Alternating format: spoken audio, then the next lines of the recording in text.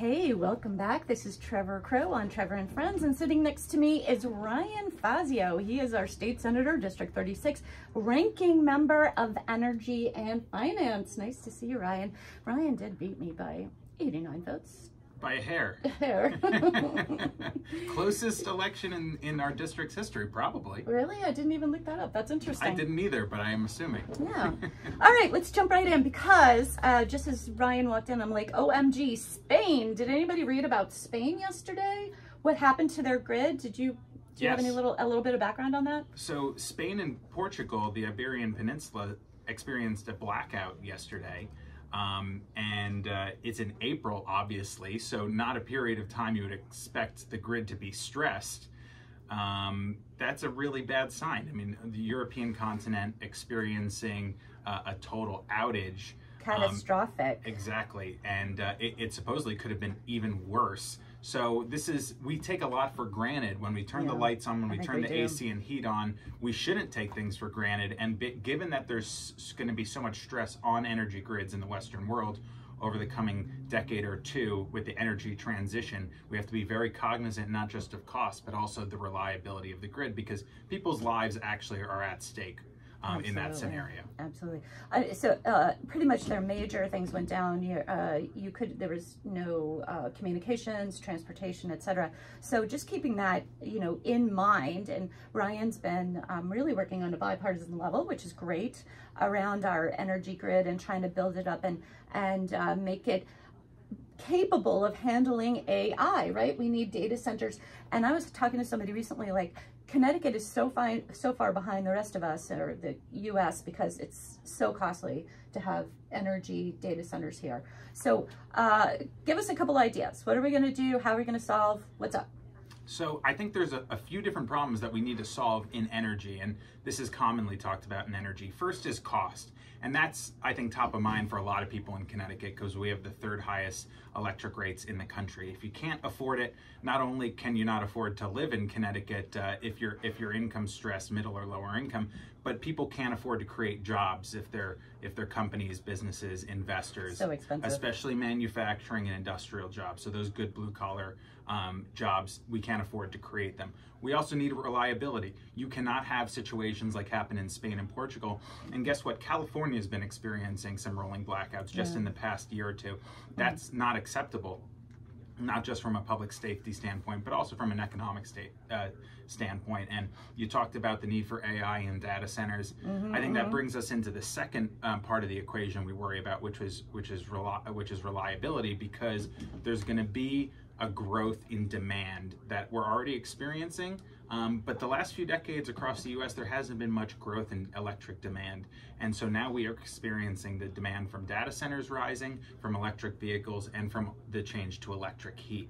And that means we're going to have adequate supply on the grid, power plants and other generation, in order to make sure that the lights are always on, that the grid is always working, and that we're safe. And that creates another difficulty. And then we also need to protect clean air and clean water and other environmental considerations. That's a three-legged stool of energy policy. I'd argue we're not doing a great job of it here in Connecticut, but we're not the only ones who are going to be struggling with it. Yeah, and we really do have to look at this from a regional perspective, and I know you're very aware of this, and you've talked about bringing natural gas from New York. Is that correct? Yes. Yeah, but I'm hearing that we're stopping a pipeline. Steve Harding, maybe Senator Harding was wasn't agreeing with a compressor station. I think, or blocking that. I won't speak for Senator Harding. I know that Governor Lamont, I'm pleased to report, has expressed openness or support for expanding existing pipeline capacity.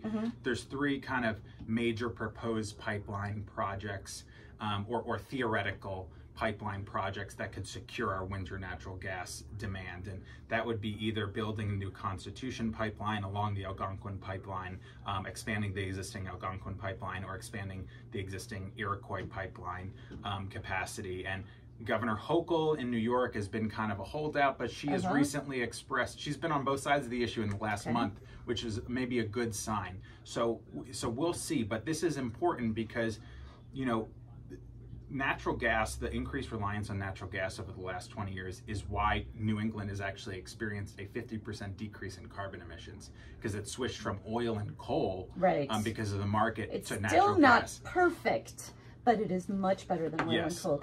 Yes, go ahead. Now, the other one is hydro, right? Coming from Quebec. Now, I posed this question to you and Tom O'Day the other night, but we are going to get more taxed or tariff from Canada, even if we get this. And I know we're laying down a cable in the middle of Lake Champlain, right, to bring more hydro. So our costs are going to go more expensive, and it looks like it's impacted by Trump and these tariffs. What do you think of that? Yeah, hopefully the tariff policy ends up in a place where all sides are lowering their tariffs in the end, but in the interim, there could be increased costs. As I said at the town hall, 10% of our New England energy purchases are imports, and supply is basically 25% of all of our energy costs. So it's about 10% of 25% times 10%, which would be the tariff. So, or 1 or 2%. I think that's, I'd have to do the math in the back of my Please, mind. God, anything. So one of the things that you were you brought to light, which is the public benefits, the line on our bills. And it's come out to be quite a bit of money, and most of us don't really understand what's in there and what would happen if it comes off of our bills completely and ends up and lands on the taxpayer. Talk to me about that. So good question. So as of 2 years ago or a year and a half ago, we now see a public benefits charge itemized in our electric bill. You were always paying that over the last 2 decades, but I co-authored a law and I pushed very hard for a law that adds that level of transparency to the bill. So now we're aware of the fact that we're paying for those things. Good. That's over 50 different government programs. Some of them have, I think, some validity, others less so. But I've argued that because those are discretionary government programs, because they're not necessarily delivering electricity to your home or to our grid, those should be funded if they are to continue through the normal budget and appropriations process. They should come in underneath the spending cap that we have in our budget to protect taxpayers, but that way they can be vetted every 2 years and justify themselves every 2 years and go through a cost-benefit analysis every 2 years. Currently, they just continue there for the life of the entire program, so sometimes decades. Those should be regularly vetted and reapproved. Agreed. I definitely agree with vetting. However, it looks like a good chunk of the public benefits were businesses that failed during COVID. Yeah. And when we're moving it from Eversource or UI, now you're putting that cost onto a taxpayer. And there are taxpayers that are actually living in municipalities that have their own power generation. So now they're sharing in a cost of overall power generation from Eversource and UI. I'm not sure everybody understands that aspect of it. What do you think of that? So I guess 2 points to be made. First, that yes, there are a few municipalities that have public utilities. So instead of Eversource, they have Wallingford, or other municipalities have their own electric utility. That's an interesting paradigm. They like that. That's because one of the reasons is because they don't have to pay for the public benefits charge. So it's socialized on the rest of us. So representing Greenwich, Stamford, and New Canaan, I actually like that paradigm. It's only kind of fair. They live in the same state, but they're not paying for it. But it's an innovative way to avoid those charges. It's one of the main reasons they have lower rates. And what was the previous point that you were making? I was just trying to, how we end up paying out of, and again, I know you're a man who wants to keep our fiscal guardrails up, and there's so many services that are just really being impacted by the federal government. You know this, right? Mental health and special education, and I'm just not sure we have the capacity and to stay within these guardrails. How would you solve that problem? Good question. So I think in the medium term to long term, these programs need to be funded through our appropriations process. The total amount of these spending programs, which are currently like $1 billion per year, just think about that. That means that we have an entire $1 billion budget in addition to our $26, $27 billion regular budget at the state government that isn't voted on every 2 years, that isn't, the information about it is not publicly available on the government website like a budget is. So it's way more opaque. It's a very bad process. I would argue that if you put this through the normal rigor of a 2-year budget process where it has to compete against other funding programs, you'll winnow down the cost to the most essential items, rather than the fact that, say, we have subsidies for private installation of chargers for very wealthy people, funded by poorer people in their electric bill, you know, tens of millions of dollars subsidies for-profit companies. So we should winnow these down, and I think in the medium term you could do that in a $27 billion budget that is growing at 4 or 5% every year, and probably could be growing at 3% every year to protect taxpayers and balance all those considerations. Okay, one other thing I wanted to ask about is Millstone, right? Mm-hmm. Wasn't that, there was quite a bit of increase due to, right, negotiations regarding, and we do need nuclear, I get it, but how is that impacting this public benefit? Good question. So according to the information from the utilities on the books, they pass through these costs to, you know, if it's ordered by the state, they're the pass through and we all pay them. So it's about $800 million of costs in 2024. $50 million of that were subsidies for the long-term contracts to purchase nuclear energy from Seabrook and Millstone power plants. So it oscillates because sometimes those contracts are in the money, they're making money, sometimes they're losing money. They lost $50 million in the past year, so that's what, 1/16 of the total public benefits charge in 2024. Now, one other thing that kind of comes to mind is Connecticut as a state. We're way behind a lot of other states when it comes to solar proliferation at the home level. We probably should have paid more attention to this in the past. What are your thoughts on that? How can we up that? Because that's important, and I know there's a battery issue as well, so help me out on that one. Good question. So I think that solar is going to be part of our energy future and should be. We should have an all of the above energy solution in this state and in other states. That said, cost always needs to be a part of the consideration. And so there's ways to do solar that's more cost efficient than others. We have several different subsidization schemes for solar in our state government that we're paying through our public benefits. Some is paying for solar up to 33 cents per kilowatt hour. For context, if you're a normal power plant in the competitive market, you get about 4 cents per kilowatt hour. So it's like an 8 times, 9 times subsidy. It's like buying gasoline for $25 a gallon.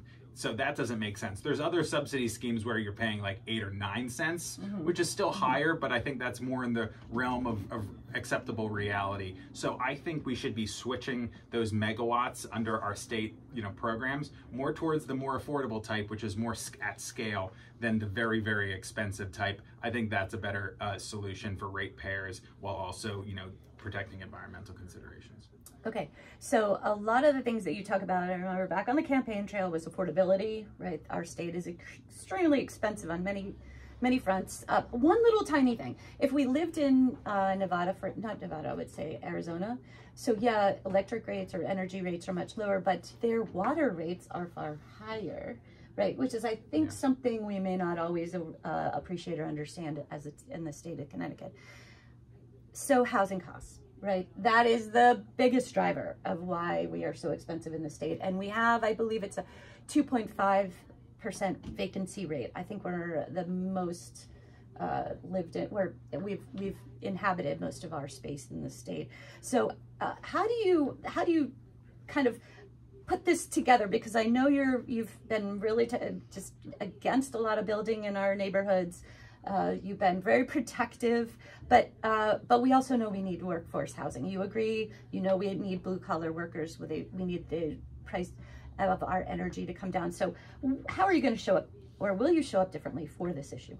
I think that we can balance different considerations. Just like we talked in energy, yes, we need to solve for costs, but that doesn't mean you would build a bunch of coal plants everywhere, because that's bad for the air quality, bad particulate matter. So there, I think, needs to be a balance of considerations. And I think most people in Greenwich in particular understand that. We need to create more affordability in our housing sector. We also need to protect our neighborhoods and allow the localities to be in the driver's seat about development decisions. So I think we can do both of those things. You look in Greenwich and, you know, whatever, like the Great American, you know, housing complex that they're building all the way by 684. That's like 150 units or something like that. You know, they're building more residential along the Post Road. Those are locally kind of led efforts, and so anyone who says a place like Greenwich is not interested in adding housing and adding housing affordability, you know, hasn't been hanging around here.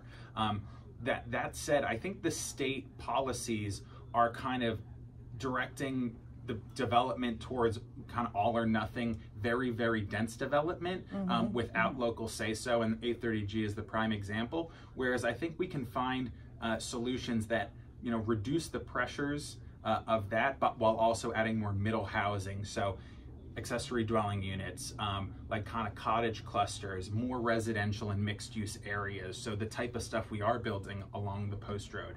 I think that's the way to go. I think that middle housing will kind of protect the continuity, you know, what people love about a town like Greenwich or places like Springdale or North Stamford, while also, you know, adding more housing. So less of the 100 units that are just imposed upon a town at a time, and more of like the 1, 2, 5, 7 unit things all around town. So you're saying sort of conscientious, mindful, let's put the right amount, but we need to add units for sure. Yes. Absolutely.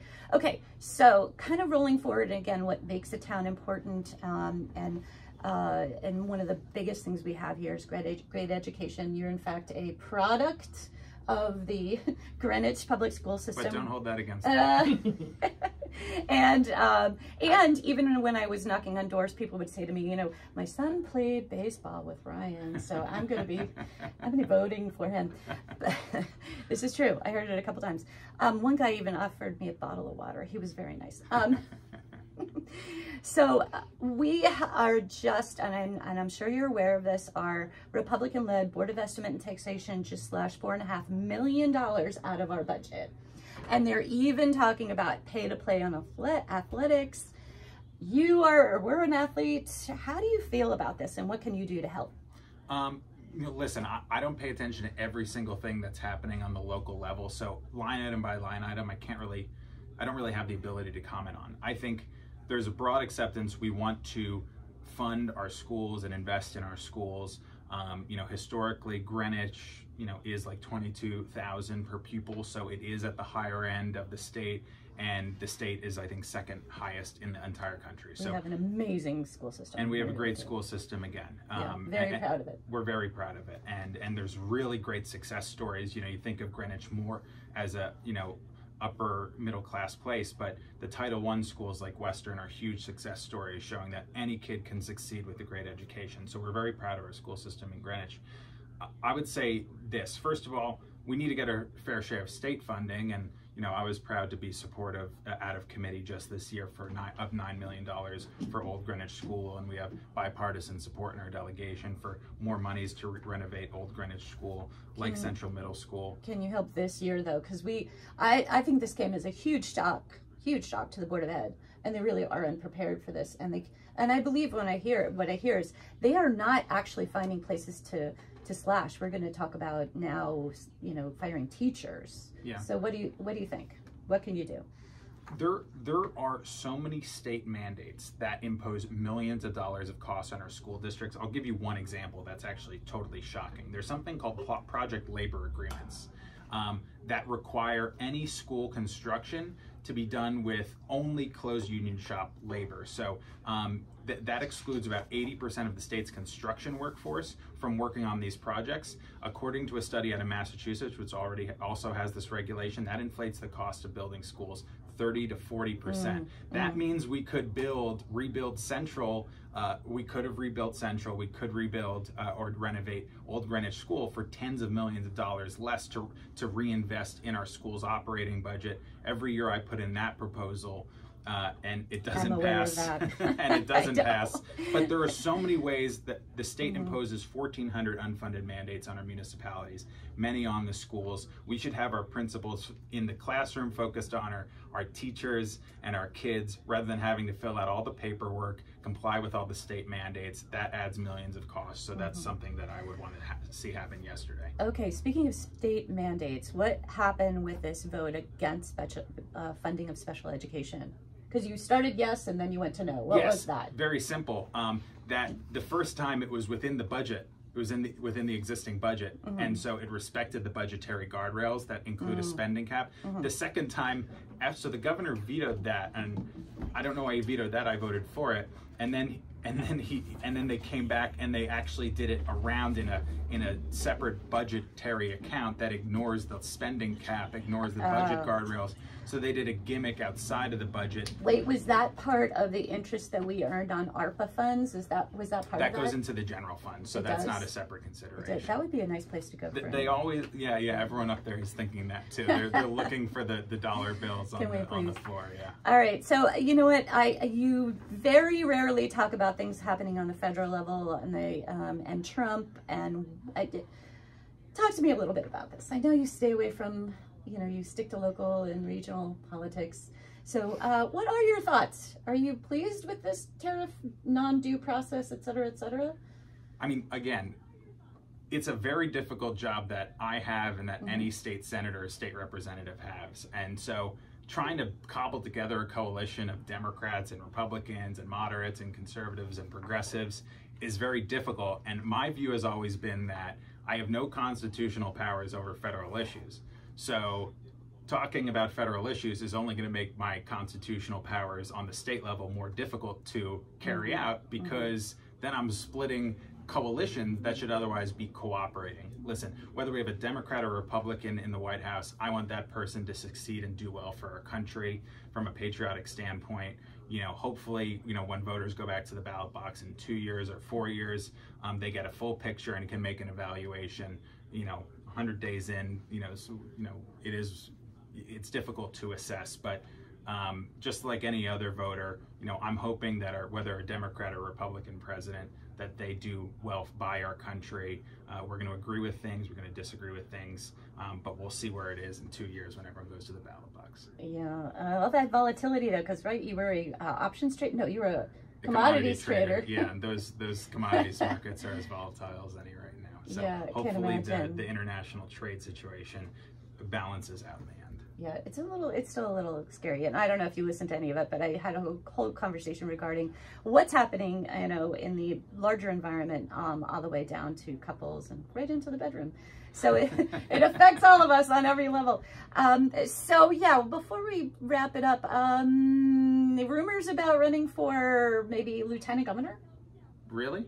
No, I don't know. People like to talk. I guess in the interim of 2 years between elections, they have nothing else to talk about. So they're talking. They say all these things. I really like the job that I have. It's like a dream job to me. I love doing policy. I love working across the aisle up there. I think a job like lieutenant governor, you'd be standing around a lot. So I like doing. So long term, Ryan Fazio, what do you want? I want the state to be as good a place as possible, and our district to be as good a place as possible, and I want to pass as many laws this year with bipartisan support as I can in the Senate. All right, and one last thing, because this is personal, sort of. So you're pro-contraceptive, but anti-abortion? Oh, no, I think abortion should be legal in Connecticut, yeah. Okay. Yeah. Because you did write you wrote for the Federalist paper a while ago saying Roe v. Wade was offense to the rule of law. Do you recall that? Yeah, that was like 7 years or 8 or 10 years ago. I don't remember, but it was one line in like a 2,000 word essay. So you put these things in context, and it was not about abortion policy. Abortion should be legal in Connecticut. I think there's pretty broad bipartisan agreement on that. Please, Lord, it stays that way. It will stay that way. Well, I'll bet my bottom dollar on it. Well, I'm thinking if we get to a place on the federal level where we actually see a law that is a national law, that is just terrifying in my book. But. Yeah, I would be against that. I think the states should be making their own decisions, and the Connecticut should continue to decide to keep abortion legal. Oh, I like that. Okay, Ryan Fazio on record. I'm on the record saying that for I years. like So. it. Although I did ask you in a debate, would you codify it in the Constitution of the state? Would you do that? It depends what the actual language was. Okay. So like if it was, saying third trimester, elective in the Constitution, I think that would be out of bounds. But the current law works pretty well. It's got bipartisan support, and I think it's rock ribbed. Well, I am so glad that we have had a chance to talk. It was a very interesting experience personally running against you, and good because as you can tell, debating Ryan is a lot of fun. He knows his stuff. But I personally just want you to continue to do what you're doing, right? This bipartisan effort, especially around energy. We have a lot of work to do around housing, workforce housing. I don't even want to use the word affordable, just housing in general. I think we're 100,000 units short, right? And protecting women, reproductive rights, and funding for a lot, special education, mental health, all that stuff. Are you copacetic with a lot of those things? Yeah, those things I think are basically right. I think they're shared by people across the political spectrum, and how you actually deliver affordability, how you deliver a good quality of life is where most of the debate happens, and there are honest philosophical disagreements about whether the state government should take a more active role in making that happen, or whether they need a more limited role in delivering that, and I would fall on the latter. But we can have a debate on the merits about how to make quality of life as good as possible in Connecticut, and I think we have a lot of work to do to make it better. Well, Brian, thank you so much for hanging out with me on the show. You'll have to come back. I will. And keep working hard. You're done. What's the last date of the session coming up? June 4th. June 4th. Oh, then you can take a relaxing vacation. Thanks for having me, Trevor. This is great. Thanks, Ryan.